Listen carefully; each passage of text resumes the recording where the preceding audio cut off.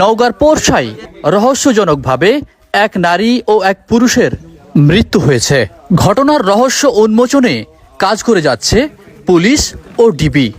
যে রুমে মানে থাকতো ও মহিলা, ওই রুমে সম্ভবত আত্মীয় স্বজন বলতে যদি 8 থেকে 10 ভরি সোনা ছিল। আচ্ছা, টাকাও ছিল। এদের টার্গেট 2-4 লক্ষ টাকা সম্ভবত থাকে সবসময়।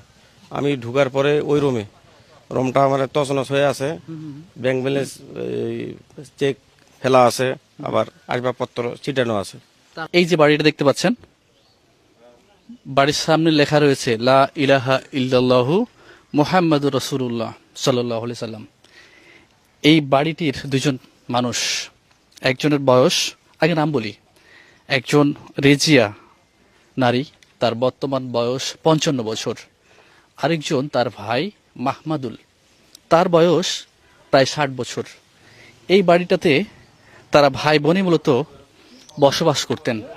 কিন্তু কি করে হঠাৎ এমন ঘটনা ঘটল, যে ঘটনায় একটি পরিবারের ভাই বোন দুজনই দুনিয়া থেকে বিদায় হয়ে গেল।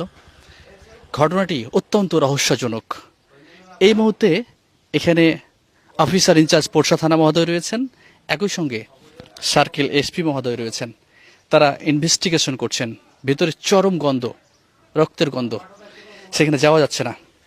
আমরা তারা বের হলে এই ঘটনার রহস্য কতটুকু তারা উন্মোচন করতে পেরেছেন সেটা জানার চেষ্টা করব।